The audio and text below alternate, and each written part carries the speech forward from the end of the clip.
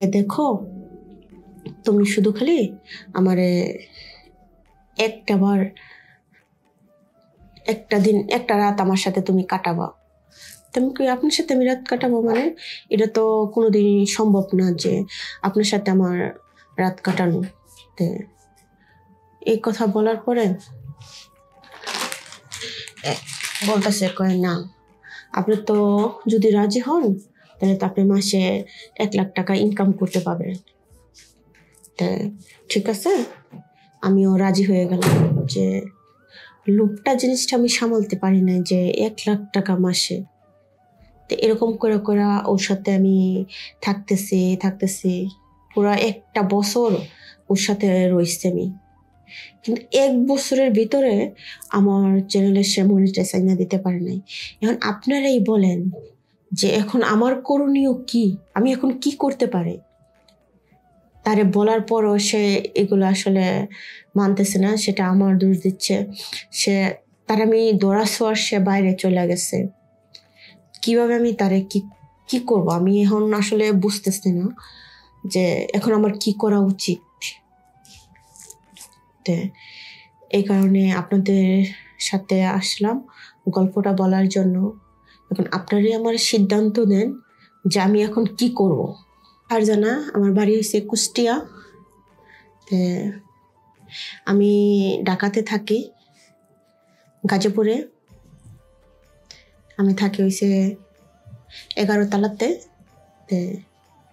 নিচতলা একজন ভাড়াটিয়া থাকে, সে মানে ইউটিউবার। একদিন যখন আইসা উঠছি থাকতেছি, তো একদিন তার সাথে আমার পরিচয় হয়, দেখা হওয়ার পরে কথাবার্তি বলি। বলার পরে সে বলতেছে যে আপনি এভাবে যত চললে আপনি এত টাকা ইনকাম করতে পারবেন না। আপনি যদি ফেসবুক খোলেন তাহলে আপনি মেলা টাকা ইনকাম করতে পারবেন, কারণ আপনার চেহারা খুব সুন্দর আছে। আপনি একটা চ্যানেল খুলে নেন, আপনি অনেক টাকা ইনকাম করতে পারবেন। তো আমি তার কথা মতো আসলে চ্যানেল খোলার পরে ইউটিউব খোলার পরে বলতেছে যে আপনি ইউটিউব খুলছেন, এখন ওটা মনিটাইজ পাওয়ার জন্য আমি পাওয়াই দিব, আপনি চিন্তা করেন না, যখন আমি মনিটাইজ পাইবেন আপনি লাখ লাখ টাকা মাসে ইনকাম করবেন, কিন্তু এর বিনিময়ে আপনি আমার একটা কথা রাখতে হবে। তাই আমি বললাম যে আসলে কি কথা রাখবো আপনার। বলতেছে কি যে দেখো, তুমি শুধু খালি আমারে একটা রাত আমার সাথে তুমি কাটাবা। তেমন কি আপনার সাথে আমি রাত কাটাবো মানে এটা তো কোনোদিনই সম্ভব না যে আপনার সাথে আমার রাত কাটানো। এই কথা বলার পরে বলতেছে কয় না, আপনি তো যদি রাজি হন তাহলে তো আপনি মাসে 1 লাখ টাকা ইনকাম করতে পারবেন। ঠিক আছে, আমিও রাজি হয়ে গেলাম যে লোভটা জিনিসটা আমি সামালতে পারি না যে 1 লাখ টাকা মাসে। তো এরকম করে করে ওর সাথে আমি থাকতেছি পুরা একটা বছর ওর সাথে রয়েছি আমি।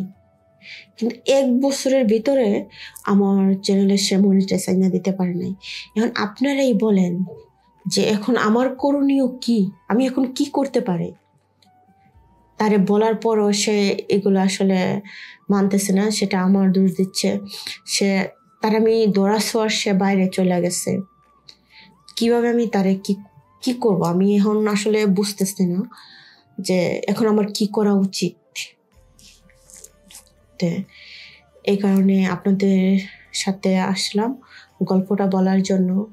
এখন আপনারই আমার সিদ্ধান্ত নেন যে আমি এখন কি করব। আর আমি ওরে খুঁজতেছি, কারণ ও এখান থেকে চলে গেছে। তো আমি যতটুকু ওর সম্পর্কে জানছি যে সে বলে এরকম সব জায়গায় করে, এক জায়গায় সে বেশি দিন থাকে না, কিছুদিন থেকে এরকম একজনের কাছ থেকে এরকম টাকা নেয় বা কারোকে এরকম করে বুক করে সে চলে যায়। এটা তার স্বভাব। ঠিক আছে, আমি জানি না এখন আমার কি করণীয় উচিত। তাই আমার মনে করেন আমার সম্মানটাও চলে গেছে, যে আমি মনিটাইজও পাই নাই। আমার মাথা মতো এখন মানে আউলে রয়েছে, হ্যাং হয়ে রয়েছে। আমি কি করব আমি বুঝতেছি না। তো যাই হোক, এরকম করে আসলে আমি চলতেছি। আমি যতটা বুঝলাম যে কারো কথায় কখনো পড়তে নাই, সবসময় নিজের বুদ্ধি দিয়ে চলাটাই উচিত। কারণ আমি চাই যদি আমি আমার নিজের বুদ্ধি নিজের জ্ঞানে চলতাম, তাহলে আজকে আমার ইজ্জতটা আমি হারাইতাম না। আর এরকম ভাই আসলে আমার যে টাকাগুলো গেছে, যে নষ্টগুলো হয়েছে, এইগুলো আমার হইতো না। আমার মতো ভুল আপনারা কেউ করবেন না। এখন আমি পস্তাইতেছি যে আমি কত বড় ভুল করছি। আর এখন আমি চিন্তা করে দেখছি যে আমার একটা কিছু করা দরকার, কারণ এই বিষয়টা থেকে বেরোনোর দরকার। দেখি আমি কারো হাত ধরবো, একটা সংসার করব। সেই সংসারটা করার জন্য ভালো একটা ছেলে দরকার। আমি চাইতেছি যে আমার সবকিছু শোনার পরে কেউ যদি এই ভিডিওটা দেখেন বা এই গল্পটা শোনেন, সেই জন্য আমার সাথে যোগাযোগ করেন। যদি আমাকে পছন্দ হয় আর কি, তাহলে আমার সাথে যোগাযোগ করবেন। আমি সুন্দর সাজানো গোছানো একটা সংসার চাচ্ছি।